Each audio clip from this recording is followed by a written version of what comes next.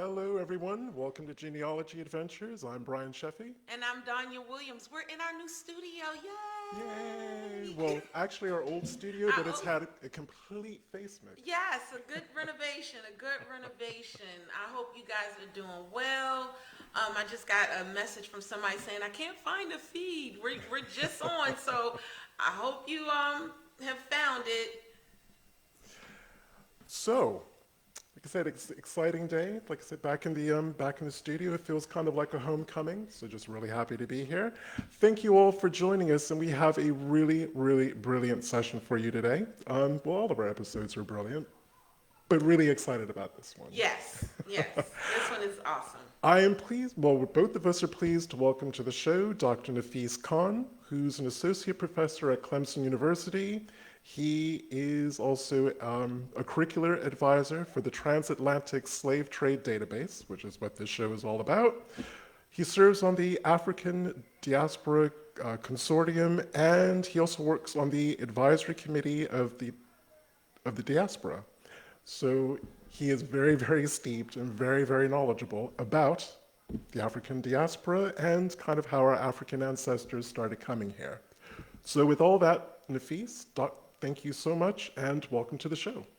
Thank you. Thank you. It's a real pleasure to be here. Absolutely. Okay.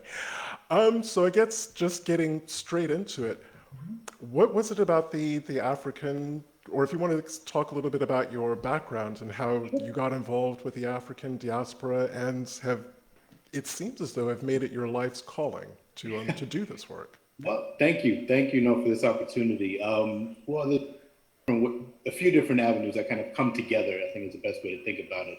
A confluence of factors, if you will. So my background, I'm originally from New York, mother's from Jamaica, father's from India.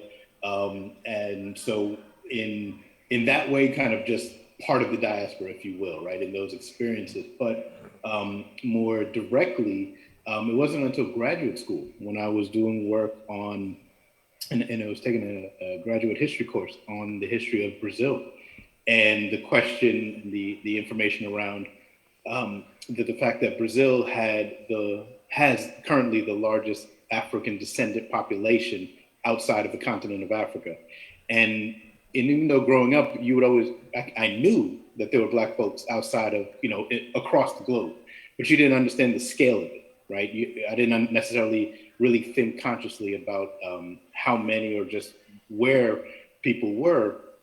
And so that kind of, sparked a curiosity. It's like, wait a minute, how are we learning about it? How are we talking about it? How do we remember it, right? So my direct field is in education. And so I look at how the history of slavery more specifically, but history of slavery, the slave trade and the like are presented in textbooks, right? What kind of narratives are told? And often they're very singular and narrow, right? We talk about our own country, but we don't kind of get a sense of that scale. And so that's kind of what brought me into, more particularly working with the Transatlantic Slave Trade Database, the Slave Voyages project beginning in 2006.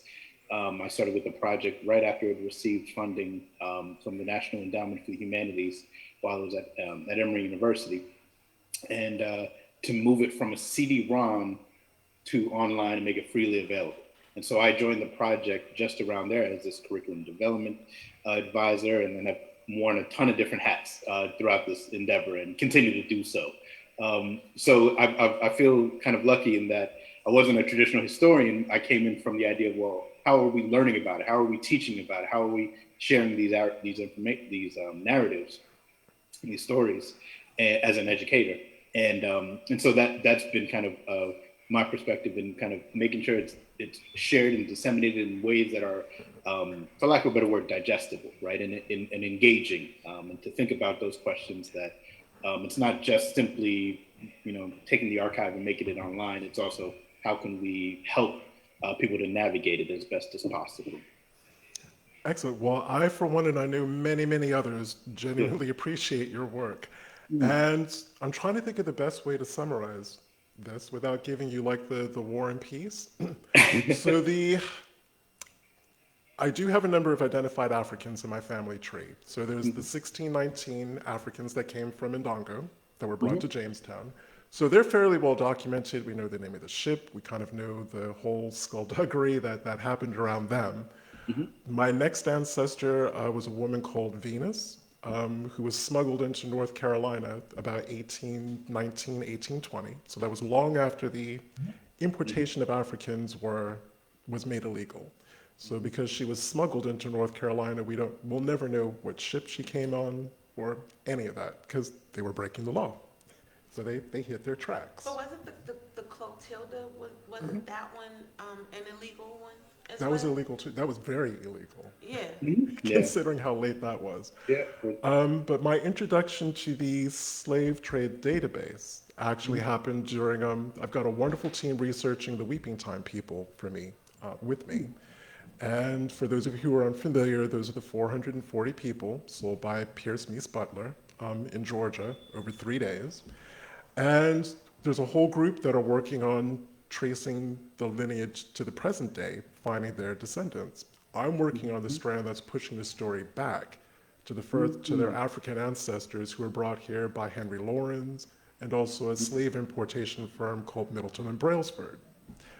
And luckily for me, Middleton and Brailsford, well, they all did. They advertised each lot of enslaved Africans that were being imported.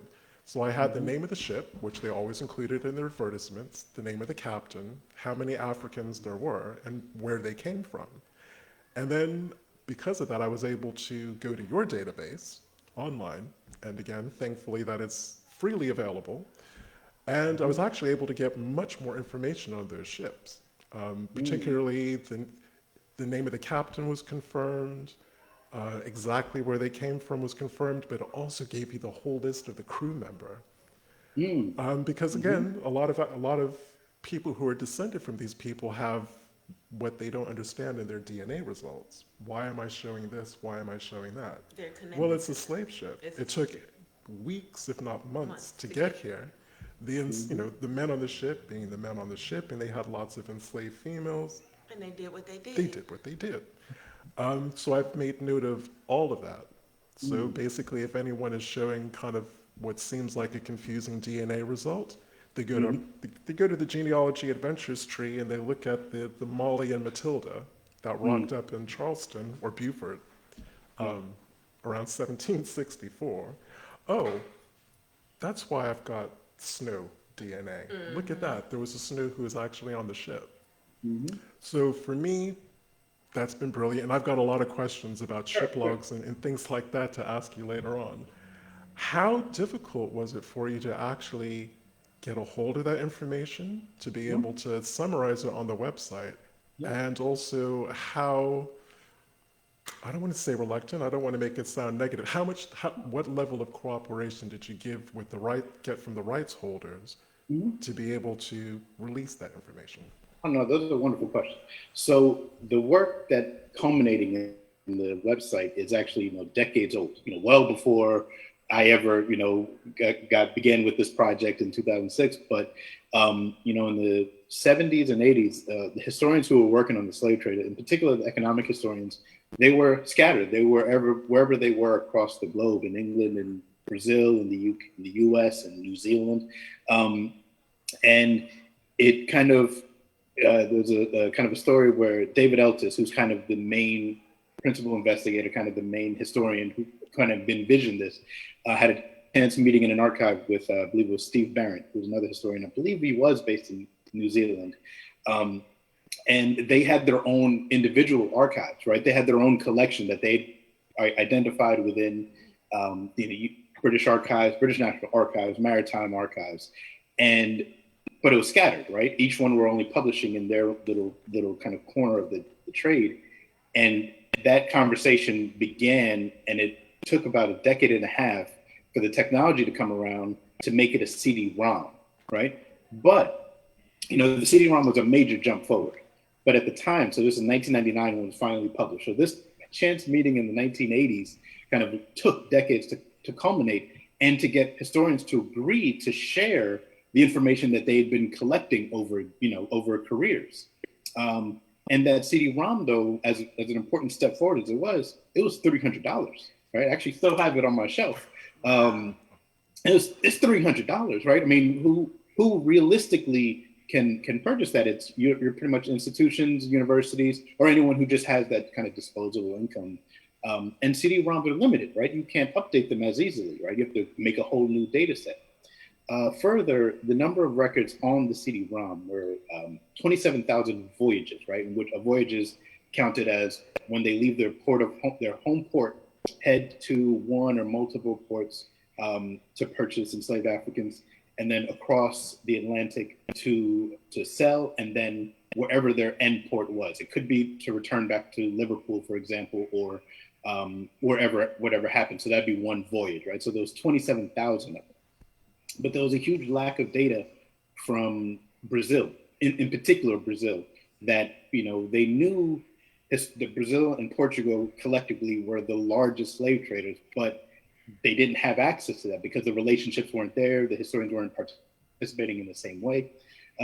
So there was a known gap, and it was a huge gap at that, right? So all that being said, so it was the government records, court records. It was the rights holder doesn't come in the same degree, right? And one of the things that's really, I think, for people to kind of dive into if they're interested in finding out, is the sources are all listed for every voyage record. There's at least, I think the number is about 70% of the voyages has at least 2 to 3 sources. Some have as many as 6 or more. Others sometimes only have 1, right? There's only an advertisement, only one bill of sale that indicates that this ship had occurred. But what that means is you can kind of track down who's holding that record, right? That logbook, that advertisement, that court record that speaks to this particular, and it's both primary and secondary sources in many cases. So the sources as a kind of there's actually 5 databases on the site, and I can talk about them a little bit later, but as almost another database in and of itself, the sources kind of speak to that idea of where are they, right? Where is this information? One other thing I will share that was shared with me of a kind of one of the harsh or the unfortunate realities of doing historical work is there's a component called the African Names Database, which it's a very narrowly kind of experience, and I'll go into further what it means, but it's 93,000 names of individuals who were sold on board slave ships, but then were freed for varying reasons, and the names were recorded. And the story was David Eltis and another Nigerian historian, Ugo, got a second name, but it'll come back to me. He's at UCLA. They were in the archives in Nigeria, and they took a photograph of a logbook of the names. And as they turned the page disintegrated. Wow. And so there's that moment of, they took the picture, thankfully, but then it's gone, right? Because archives across the globe have varying abilities, capabilities, and I'm trying not to say standards, but just, capabilities in terms of preservation. And so that particular logbook, that page is now gone, right? Those names are gone. And so there's that kind of component in addition to, as your question around kind of navigating kind of collections.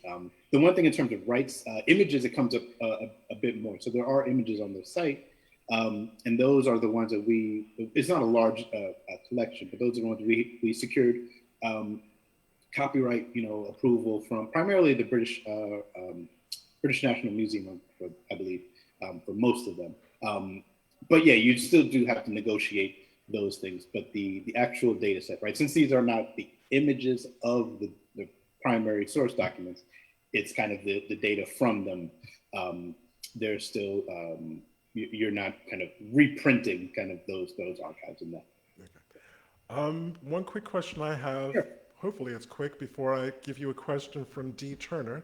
Yeah. Is I'm at the stage of my research where I am trying to find the individual ship logs. Mm-hmm. And again, just to remind everyone, for the period that I'm looking at, this is the colonial period. So those records will not be here in the United States. Mm-hmm. These records were part of, at least the ones that I'm looking at, are part of the is it called the Royal Africa Company's logs? Because that's basically the company that was controlling slavery from Britain at any rate. So I have emailed now probably 11 different British repositories, asking if they have ever heard of these ship logs. I've even given them the dates. This is the ship, this is the captain, this is the date, this is where he left, this is where he arrived, and he went back to either Bristol or Liverpool, depending on the ship, and saying, do you have a log? This is why I'm researching anything that I can find of those logs that will give me some idea of the grouping of Africans. Because to see the number, there are 350 people from the Congo on a ship. It doesn't tell me that much, except there were 300 people. Thanks to your website, I know how many of the people that they originally transported died between Africa and here. But I'd like to see breakdowns on the number of men, the number of women, the number of girl children, boy children, and I hate saying this, they're infants. We're talking about last week's show, getting your mind and spirit right. You think there are babies I was on those because ships. you started asking the question because that was what he had just said was leading me to that. But I want you to go ahead because I'm going to that. Well, you get the alley oop. Yeah, I'll get the alley oop. Have you ever heard of there being ship logs that still exist? Yeah, I mean, definitely there are. I mean, I don't know offhand and aware if there's a larger collection. So just the reason why I know, one of the later ships, the Wanderer, which arrived in Georgia, and another one kind of the illegal ships that came, I think it was 1858. I believe it arrived off the coast of Georgia. And I think it was Charles Lamar, I think it was the owner who kind of initiated this ship. But that logbook is actually in Atlanta at Emory University in the Rare Collection Archive, like the actual logbook. That's the same ship that the Roots guy. That's where his family. That was. Oh yes. Yeah, that's the Wanderer. That was where his family came off of. Yeah, and it's relatively recent, right? I mean, that's 2 years before the Civil War. And actually, for a while, people assumed it was actually the last ship without recognizing the Clotilda, which was in Alabama. Even though what's interesting, the Clotilda was in that database from 1999, but it was kind of overlooked for whatever reason. As you know, in terms of who's saying the last ship, right? I mean, it's kind of an odd signifier. But anyway, so there are, I know I have colleagues friends of mine who work in colonial Spanish, kind of the colonial Spain and their purview, and they're, in archives in Puerto Rico, in Spain, of course, and they're able to find those records as well in Havana, another one. So they're there, but again, I mean, I think to your point, right? What the condition is, what the availability of it, is it in a rare books collection type of archive, right? It is a lot more challenging. And, I think, yeah, I mean, I think that'd be, they're there, but I don't know offhand if it's like, the percentage of how many are surviving at this point, right? Yeah, I have a feeling I just have to keep lighting the fire under because I've got dual citizenship. I'm also British. Yeah. So I can as a Brit. Also, oh, sorry, just to add in, like, kind of as I'm sure you've done so, well, is the idea of like you taking bits and pieces and trying to put it as a puzzle, right? So if you're looking for the logbook, maybe was there ever an insurance record or a court record, right? Kind of diving into those tangential elements to the story of any given ship and or their owners, right? Were they written up somewhere else? Were they, since you have names and a time frame, it's such an important parameter. Those are really important parameters to kind of see, all right, if I can't get the physical logbook of that ship, maybe I can kind of speak to it in another way, indirectly, right? Right. And the good thing is, well, not that there can be a good thing on the topic that we're discussing, but all of the major repositories in South Carolina that I contacted, they are exceedingly interested in this. So, but your follow-up question was? Well, my follow-up question was, how are you able to deal with all this? I mean, God, I'm having the trouble that I'm having just just by finding endogamy in my family. And so to have to deal with actually seeing these logbooks with these names in it, I purposely did not get involved with the Pierce Butler thing with you, because I knew I wasn't able. I knew that I wasn't able. I would have jumped in. I would jump in, but I wasn't able. I didn't think that I would really be able to take seeing so much of people being sold. I mean, where our family is from, they have this nice thick book, and it's a thick book, and I just took the liberty one time of just counting the rows and counting the pages, and just looking at that book by itself, it was 15,000 slaves in it.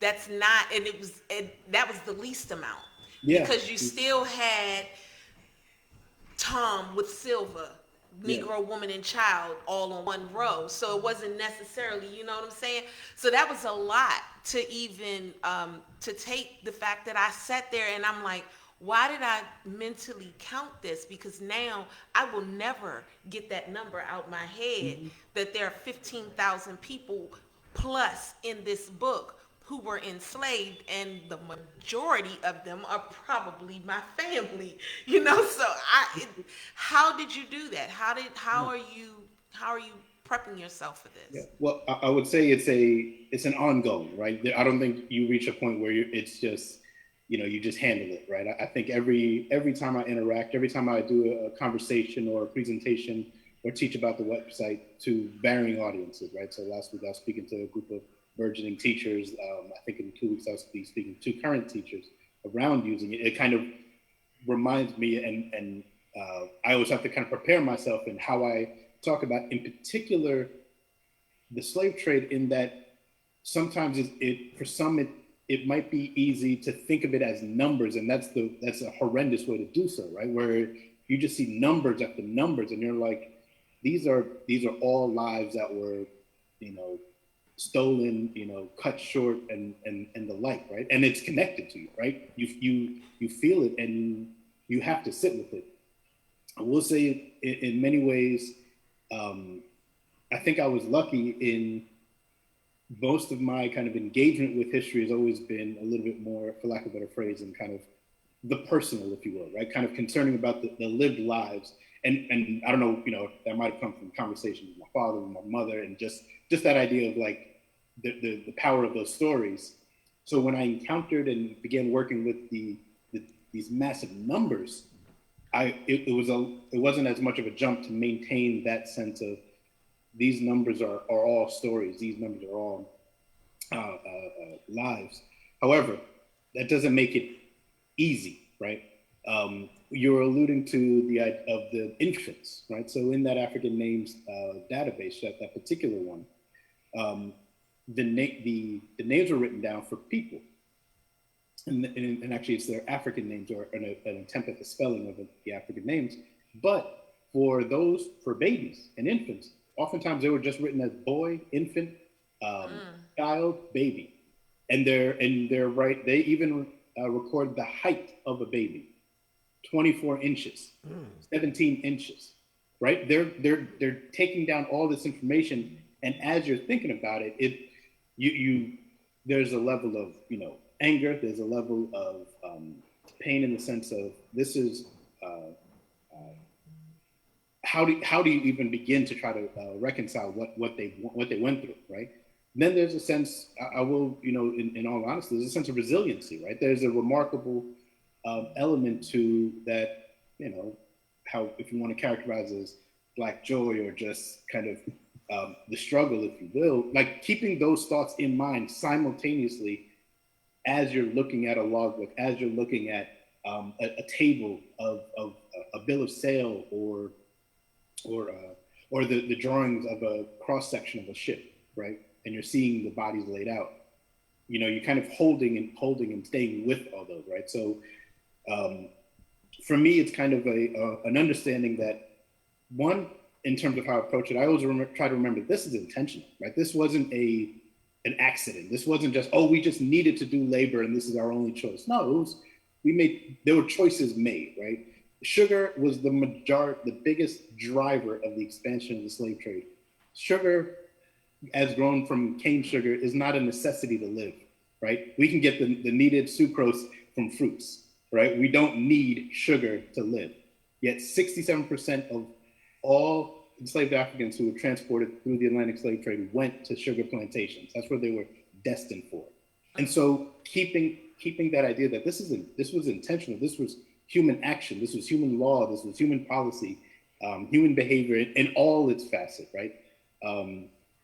It's something to hold on to as well. And I don't think it makes it easy, right? It definitely doesn't make it easy in any stretch, but it does, for me at least, allow a sense of context and a sense of how to hold these ideas of lived lives, of narratives, of stories, of resiliency, of pain, of struggle, of violence, of all that, of greed, right? That's what this speaks to. And so in doing these, looking at the table, you're kind of seeing it play out. And then my always follow-up question is, okay, as someone who's in education, how do I help to share that and disseminate that information in a way that's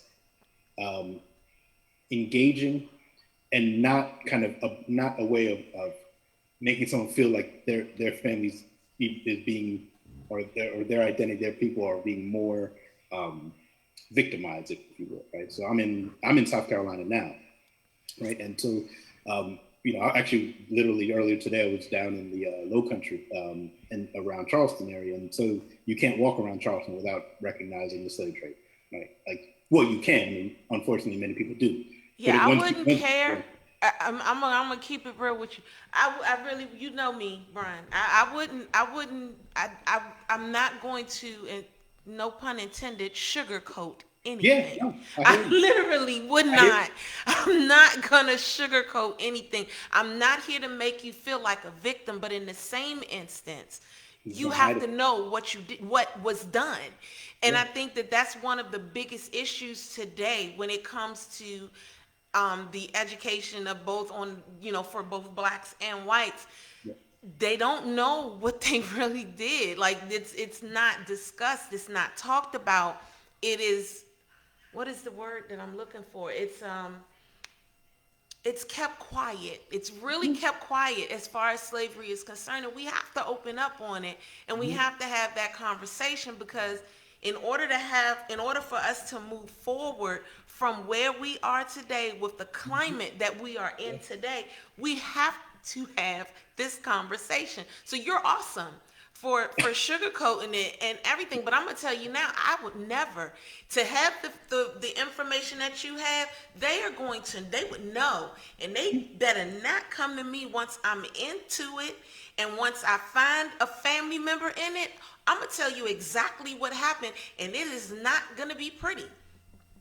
Oh yeah, and don't mistake anything I said in terms of making it engaging. This isn't about kind of making it more easier to swallow. That's not my intention at all. The point is, you want to make that whoever you're engaging with, you want them to understand the severity of it, the realness of it, and so you want to have them sit with it, right? Sit with that uncomfortableness. Sit with that sense of anger. Sit with that sense of pain, of how could this happen? It's like, not how, it did. And it happened over millennia, centuries, but then, how we want to spend.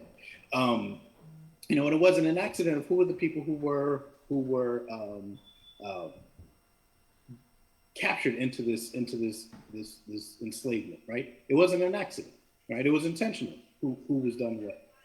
And so that's where it is. So I completely agree.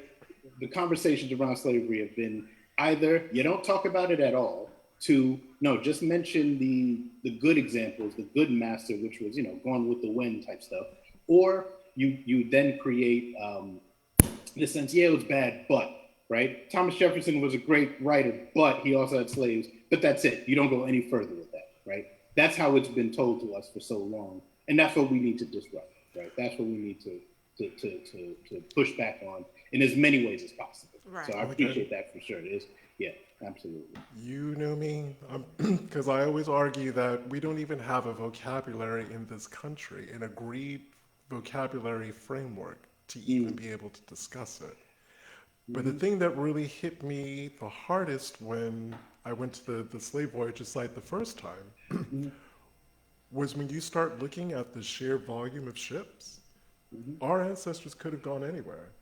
Because you start looking, it's really heavy towards South America, then you see the Caribbean coming into it, then you see America coming into it. And if you filter, say, any given year, say probably starting from the mid 1700s to the latter part, there are ships going everywhere. Yeah. And and they have hundreds of enslaved people in them. Yeah. So it really was just a fluke. Yeah. Where where the enslaved Africans were ending up. And one of the other elements that was only in the last year or so added to the site is the Intra-American Trade, right? So when people were brought to Havana, to Jamaica, to Charleston, they didn't necessarily stay in that country or that island. There was a very vibrant trade between the Caribbean and New Orleans, between the Caribbean and Charleston, between the Caribbean and Brazil. It was quite active, right? And so that tells another story of like, wait a minute, if I'm not finding the ship, so for example, the 1619, right, the White Lion, that ship is not a transatlantic ship; it's an intra-American ship, right? It intercepted the João Baptiste, which was a Portuguese ship heading for Mexico. It was intercepted. The White Lion and the Treasurer confiscated people from that ship, and those are the two that arrived in Virginia that 1619 in I believe what was it, August, and I think a couple months later. Right. So, right, those are inter-American ships. The Amistad, right, because it's so famous because of the revolt and also the movie. That's an inter-American trip. That was a ship that was going from one port in Cuba to another port in Cuba when they took control. And so that's kind of that other dynamic to it, that it wasn't a linear trade. It wasn't just okay, things just went to one place. It was much more dynamic and global, right? I mean, when America and the U.S. abolished the slave trade, American slave traders, American shipbuilders, American captains continued to trade. They just sailed under a different flag. They were active in the trading to Cuba and in the trading to Brazil, exceedingly active. Some have argued that the shipbuilding industry of Baltimore, right, which is far after the slave trade was abolished, was in part fueled by the creation of slave ships for the Caribbean and Brazil. So it kind of speaks to how much of a global, really, a global scale this was. And again, some of my DNA matches made sense because some of these ships would go from Africa to, say, Bermuda or Jamaica, sell a couple of enslaved Africans for provisions, whether that was for food, water, rum, whatever it was. Then they would come to the States. So you can think that's why we have DNA matches there. You think you have siblings or a parent and a child. Yeah, I have another question, but I want you to ask these because these question is a very good one. So since you already have it pulled up, because I'm still sending people links. Okay. One question that we have, and I'm going to try to summarize it, and it's from a viewer called D. We know the conditions that the Africans were held in Africa, the slave ports. What's the kind of sliding scale as to how long they were actually there for before they were actually put on the ships? Oh, that's such a great question, because it's one that most people don't think about. When they think about the Middle Passage, they think just on, a ship leaves, a ship arrives, and they're unloaded, right? They could be held before being put on board a ship for weeks. They could be held for weeks before the ship departs, and then on board the ship. And then they could be held on board the ship for weeks once it arrives at its port. Because if anyone's ever seen how ports function, right, a ship doesn't just show up and immediately it's allowed to dock and unload. There's a coordination in terms of how it's run, right? You have to get permission to offload. You have to wait for other ships to offload. And all the while, people are being held, right? And while there's this is the callous thinking of it, right? How insidious this was.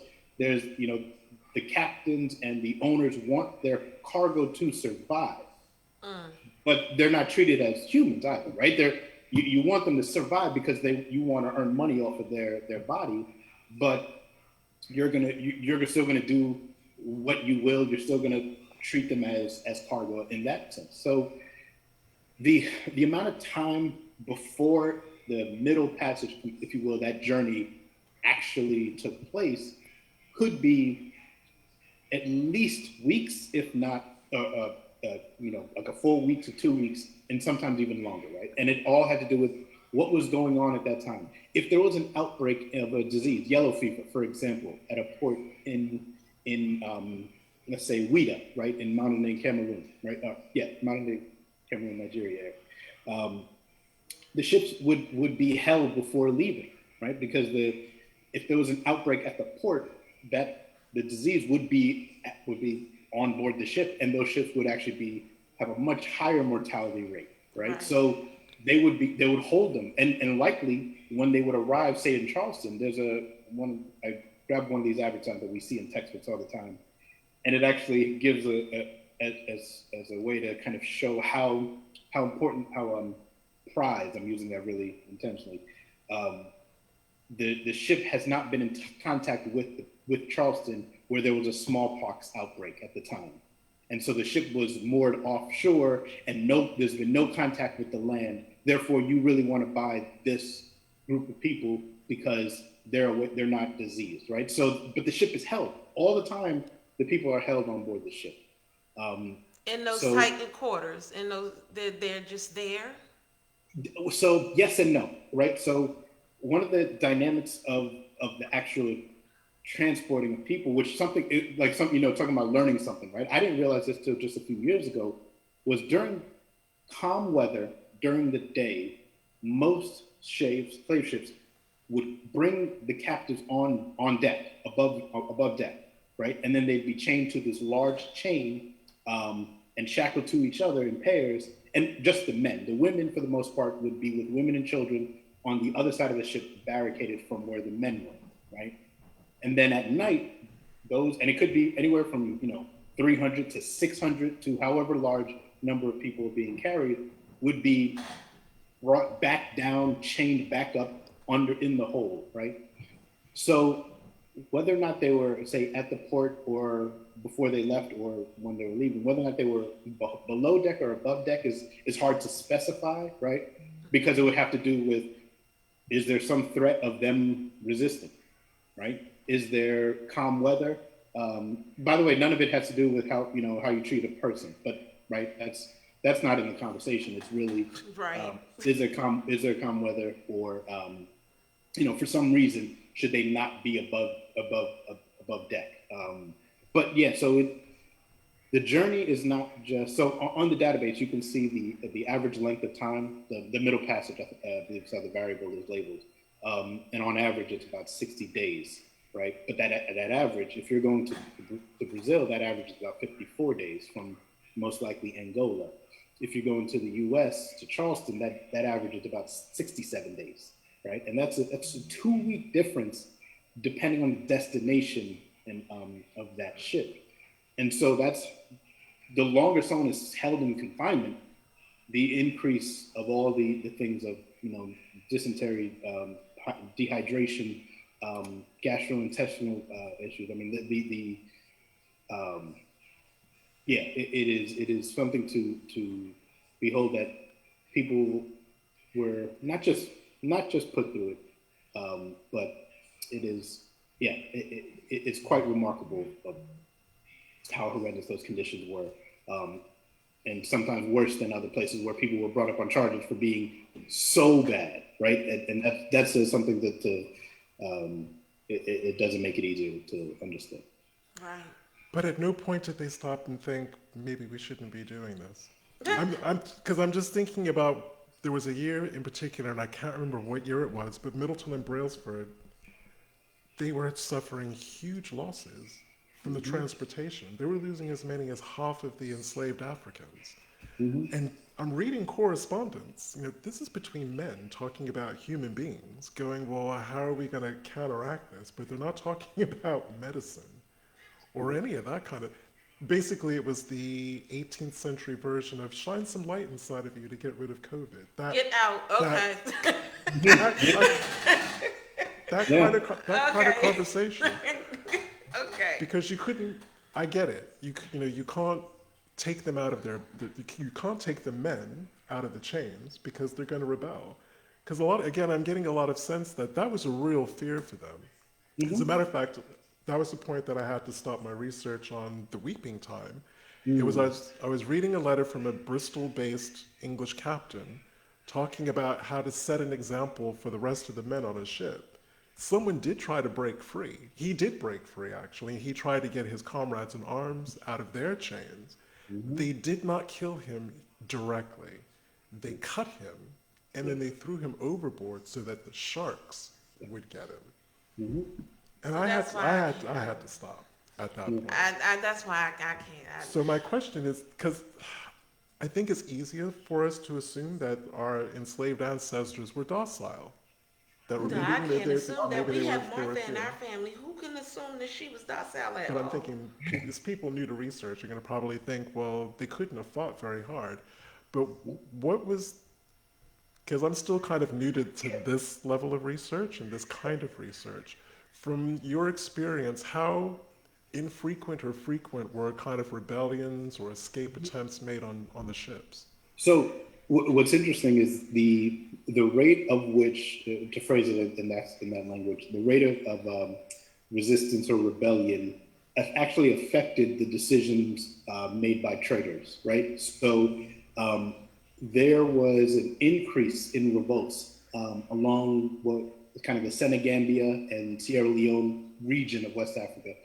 So that's Senegal, Gambia, modern day, a little bit into Cote d'Ivoire, but not as much.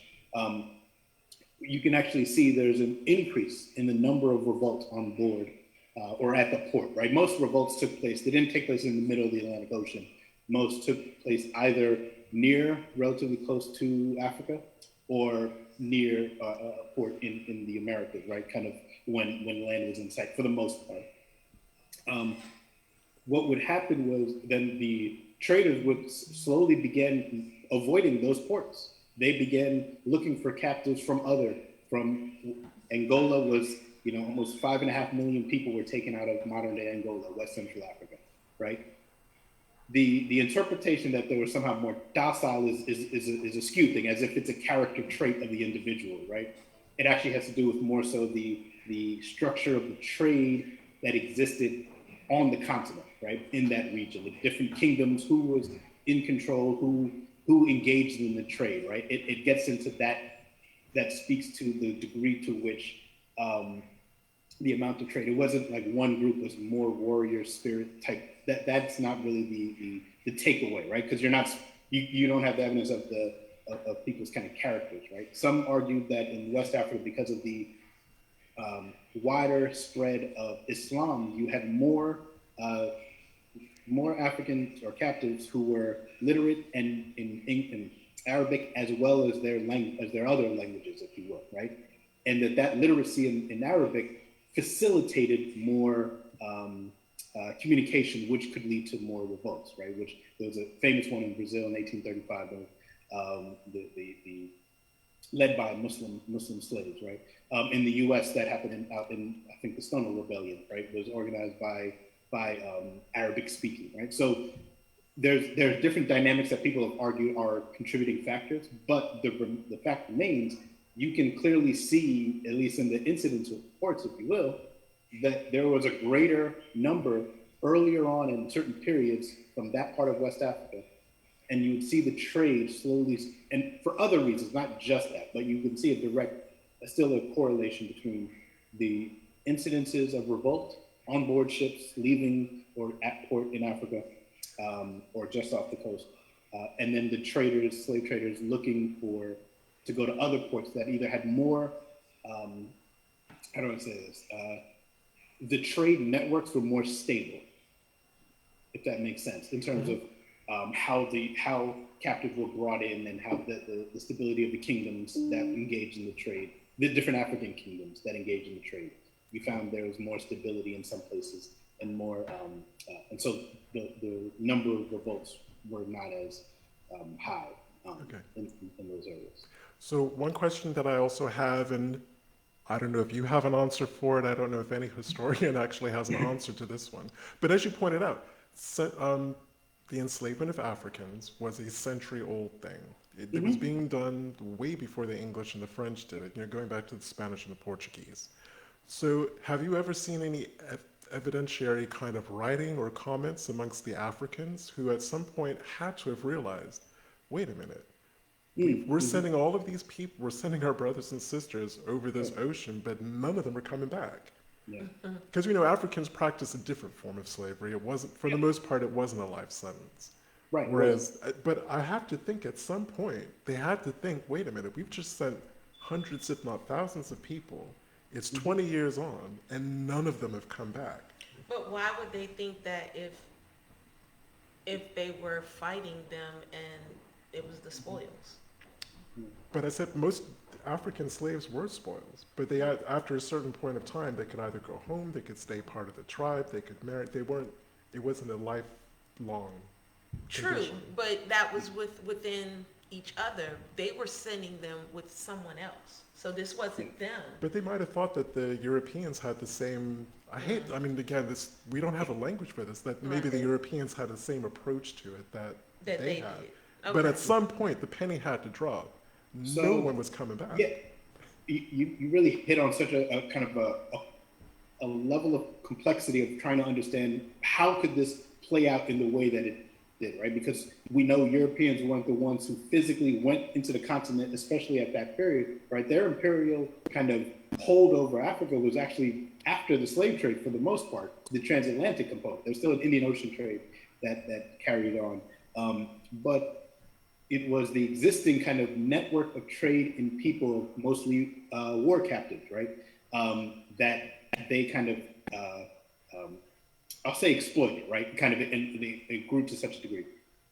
I believe the historian is Butch Ware. I think he's at the University of Michigan. He's written on how the role that not just Islam in part, but he's looking at in West Africa, I believe, around the Gold Coast and Sierra Leone region, on how the resistance to the trade, not just revolts on board ships, but the actual kind of more organized resistance that took place on the continent of Africa, right? And which is speaking to kind of, I think, part of your question of, when did they learn that this was not the same type of captivity, that people were being held not just for their lives, but their children's. It was inherited. Right? The slavery was not just the life of the person being sold, it was their offspring as well. And this is the role of the exploitation and rape of women is so significant to this, because it's expanding the forced labor, right? And so there's different arguments in terms of when did a more collective, if you will, African identity come into play. Right? When did it emerge from, change from a Fanti selling an Akan or Ewe person into slavery?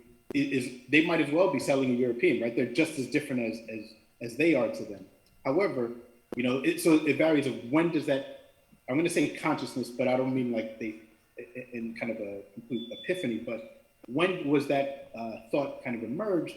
It varies, right? And it's been argued that it's in, as early as the 1700s, or maybe even earlier in some parts, but not in others.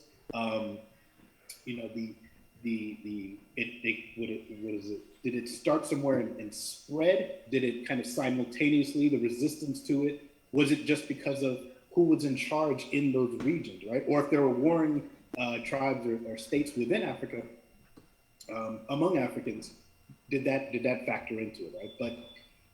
But either way, definitely by the 17th and 18th century, or 18th and 19th century, definitely, there was a much greater understanding of what was happening, right? Because you also have to remember the crew of many of these ships, Africans were part of the slave ship crew too, not in large numbers, right? But there was a mixture. There was information coming back. People who worked in the ports of the varying places, they knew there was conversations and details being shared, right? So it's debatable about when, if you will, or how widespread that awareness takes hold, right? But there is definitely resistance in Africa to the selling of other Africans. In some contexts, this is where the religion kind of comes into play in differing ways, right? we're against the selling of Muslims. Well, also in others, right? It's kind of bad, but we're focused on our group too, right? So there's a nuance to it, right? And it's not all Muslims are one way or not, and it's not all, but you want to, the arguments are around that there is resistance in Africa, which is a really important thing that we don't often talk about, especially in the US. We don't talk about, we sometimes will use the phrase the African side of the trade, kind of as in, they sold us in that and language. That's it, right. Right? But we don't talk about, wait a minute, did everyone sell? No, people resisted. People didn't want their family members sold. People didn't want their neighbors sold. And there was resistance. But when and how and to what degree is an ongoing question. But we do know that it happened. Is definitely there. Well, because we have one person who actually made the comment. He was like, "Well, were they expected to come back after being sold?" So, like for example, if I'm selling you to somebody, am I talking to them like, okay, well, this is the trade deal. You have him for this amount of time, and then I expect him back. Was that kind of thing even done? Like, do they have that kind of writings that are in these books? And so, obviously they lied. I mean, because they didn't send them back. Whether or not an African person who engaged in the trade had expectation that I'm just selling a prisoner, and just like it's practiced, maybe earlier on in the years of the trade, when the Portuguese were just doing off the coast to the island of Madeira or Sao Tome and Principe, the islands just off the coast of Africa, which were, this not to demean it, but somewhat kind of trial sugar plantations, right, where they were getting a sense of how possible this was to scale it. And then by the 1500s, right, it's Spain is the first slave ship, right? It's I think now is fairly comfortably the 1520 ship to Puerto Rico. Sorry, but anyway, whether or not they knew, that's harder to say, or they expected that they would return. I would say that as that consciousness, and again, that's I'm a little hesitant on using that word, as if, just you had no sense of it, right? And whether or not that started to matter, but the resistance does come up further, even as the European colonial powers kind of had a stronger and stronger input, and you saw more and more people being sold. That doesn't mean resistance wasn't happening. It could mean that it wasn't as effective as they'd like it to be, but it doesn't mean it wasn't happening. Actually, I think this is probably a question for one of us. Someone's confused by 6% European Jewish in their DNA. And I have a partial answer for that, as in both in the American colonies and the Caribbean colonies. There were Jewish people who were involved in the slave trade like the rest of the Europeans were. Pretty much. Actually, one of I'm just going to leave it there.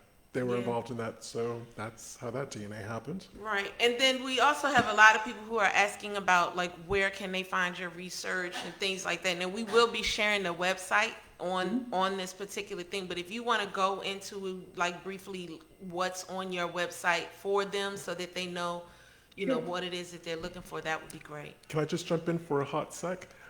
Kudos to whoever designed your website and the way that they've done the database. It is so flexible. You can search by year, by name of ship, by name of captain, all of that stuff. I will definitely relay that message. I'm smiling because I'm not a programmer, right? It's a student. not at all. The programs we've had quite a few, but there's been kind of like maybe four of them who've just, the two who initially built it, the earliest version, kind of laid the foundation. Then one gentleman, Domingos, Brazilian computer science doctor, who just stayed with him to this day, is kind of our problem solver, our person to think about how can we make this data that's not clean. It's historical, right? Some records survive, many don't. They're incomplete. It doesn't tell us all the information. It doesn't have dates of everything. It doesn't have the breakdown of gender or sex, as you were alluding to earlier on. How do we make this functional? How do we allow the search? And we actually just did a big update just a couple of days ago of the code to make sure there were some errors that were coming up, but people were having some delayed results. And so I'm really appreciative, and I will definitely relay that to at our weekly meetings around that it's appreciated because it is something that I've been, I like to say I've been, in the conversation alongside them at times of like the work they've done to the coding part that behind the site, if you will.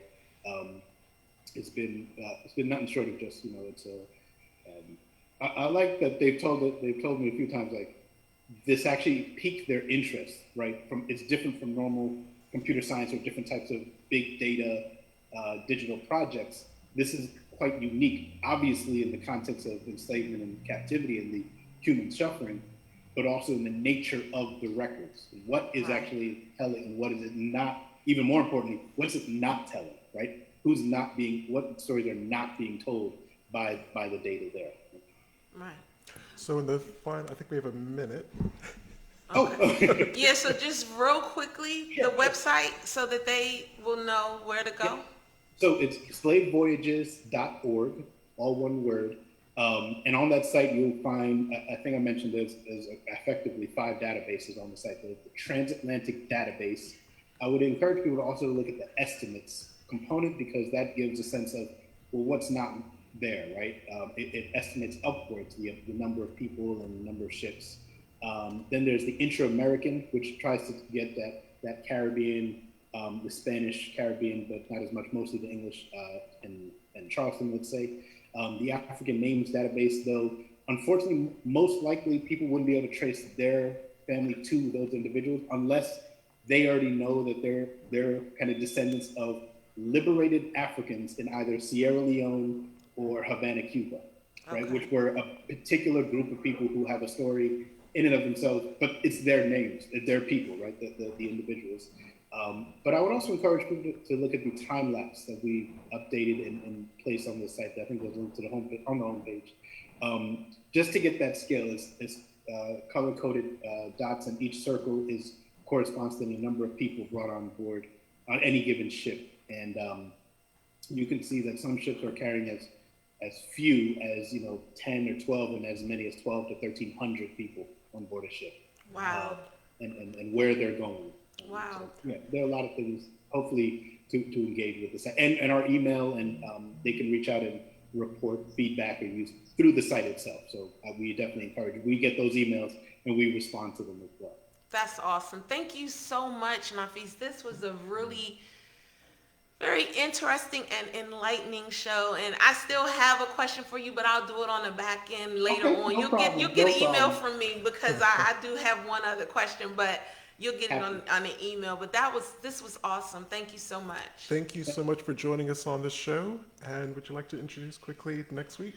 Yes, next week's show, we are actually going to be talking with the librarian, Hollis Gentry, from the National Museum of African American History and Culture. So you guys definitely need to check that out because there are great resources at that museum that a lot of people don't even know about. And she's going to share that. Indeed, we're looking forward to that. And thank you so much for spending your Sunday for us. And you will find that we actually have quite a few shows posted in our events calendar. So definitely check that out. And until next week, again, thank you, Nafees, for joining us. Thank you as well. Thank you. See you guys next week. See you guys next week. Thanks.